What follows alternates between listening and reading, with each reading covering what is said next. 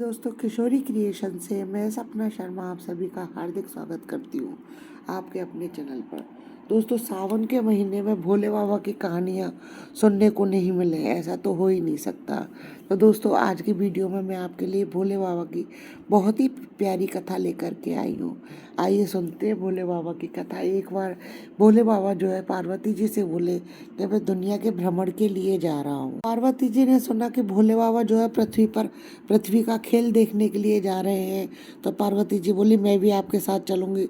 तब भोले बाबा बोले कि गौरा, तुम भूख प्यास से व्याकुल हो जाओगी, तुम मेरे साथ मत चलो। पर पार्वती जी ने जो है जिद पकड़ ली। अब दोनों जने जो है नंदी पर बैठ करके पृथ्वी पर चले और एक बाजार की तरफ निकले दोनों जने। भोले बाबा और पार्वती जी बाजार में से निकले तो लोगों उनको देख करके हंसे और बोले, जोगी बन करके बैठा है, बैल को तो बोझे से मार दिया और साथ में अपनी पत्नी को भी बैठा लिया है। लोगों की इस प्रकार की बातें सुनी तो भोले बाबा जो है स्वयं तो उतर गए और उन्होंने पार्वती जी को जो है नंदी पर बैठा दिया।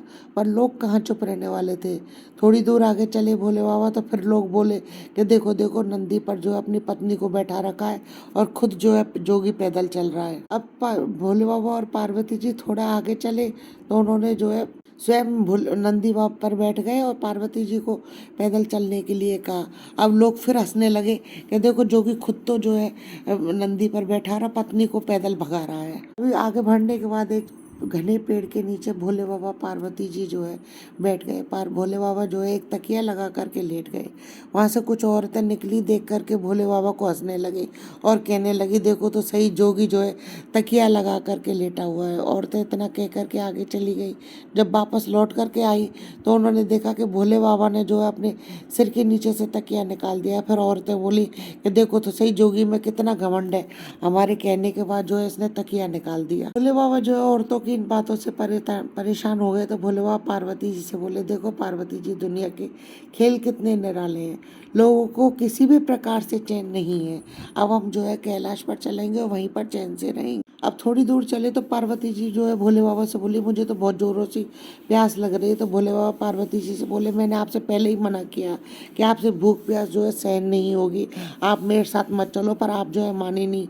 अब पार्वती जी उनसे जिद पकड़ने लग गई कि मेरे को तो बहुत जोर से प्यास लग रही है, कहीं से पानी पिलाओ। पार्वती जी के पानी की प्यास के कहने के बाद भोले बाबा ने जो अपनी जटा में से गंगा निकाली और दोनों जने भोले बाबा और पार्वती जी ने जो है पानी का सेवन किया। फिर थोड़ी दूर चलने के बाद में जो है पार्वती जी भोले बाबा से बोले कि मुझे तो भूख लग रही है। तब भोले बाबा पार्वती जी से बोले, मैंने तो आपसे पहले ही मना किया था कि आप जो है पृथ्वी पर भूख प्यास सहन नहीं कर पाएंगी। अब शिव जी जो है पार्वती जी को समझाने लगे, पर पार्वती जी ने तो जिद पकड़ ली कि नहीं, मेरे को तो भूख लगी है, खाना ही खाना है। अब भोले बाबा जो है एक बुढ़िया के पास गए और वहां जा करके पास ही में भोले बाबा जो है पार्वती जी को लेकर के एक बुढ़िया माई के पास गए और बुढ़िया माई के पास जा करके बोले, बुढ़िया माई अलख ला। तो बुढ़िया माई बोली कि जोगी को जो अलख में क्या चाहिए। बुढ़िया माई के पूछने पर कि आपको क्या चाहिए, तो भोले बाबा बोले कि हमें तो खीर खान के भोजन चाहिए। तब बुढ़िया माई बोली, मेरे घर में ही बहुत लोग हैं इतने खाने वाले, तो मैं तुमको कहाँ से भोजन कराऊंगी। उस बुढ़िया माई के इस तरीके से जवाब देने के बाद भोले बाबा आगे बढ़े, फिर एक दूसरी बुढ़िया के पास गए। वहां जाकर के उन्होंने फिर कहा, बुढ़िया माई अलख ला। तो वह बुढ़िया माई बोली, बाबा को अलख में क्या चाहिए, कि खीर खान के भोजन चाहिए। तो वह बुढ़िया माई ने बड़े आदर सत्कार के साथ भोले बाबा को अपने घर के अंदर बुलाया, उनको आसन दे करके बैठाया। बड़े प्यार से बुढ़िया माई ने जो उन दोनों को अंदर बैठाया और वह सामान लाने के लिए बाहर जाने लगी। तब भोले बाबा बोले कि बुढ़िया माई कहाँ जा रही हो, क्या सामान लेने के लिए बाहर जा रही हो। तब भोले बाबा बोले, पहले अपने घर के रसोई घर में देख तो लो कि सामान है भी है या नहीं है। जोगी के ऐसा कहते ही बुढ़िया माई ने जो है अंदर जा करके देखा तो उसके तो घर में जो है रसोई में अन्न धन के भंडार भरे पड़े। बुढ़िया माई ने बहुत सारी रसोई बनाई, 2 थाली लगा करके भोले बाबा और पार्वती जी को बड़े प्रेम पूर्वक खाना खिलाया। एक थाली नंदी के लिए परोसी। तब भोले बाबा बोले कि बुढ़िया माई 3 थालियां और परोसो। तब बुढ़िया माई बोली कि 3 थालियों में और कौन जीवेगा। तो भोले बाबा बोले कि ऐसा करे, 3 थाली परोस के, एक तेरी, एक तेरे बेटे की और एक तेरी बहू की।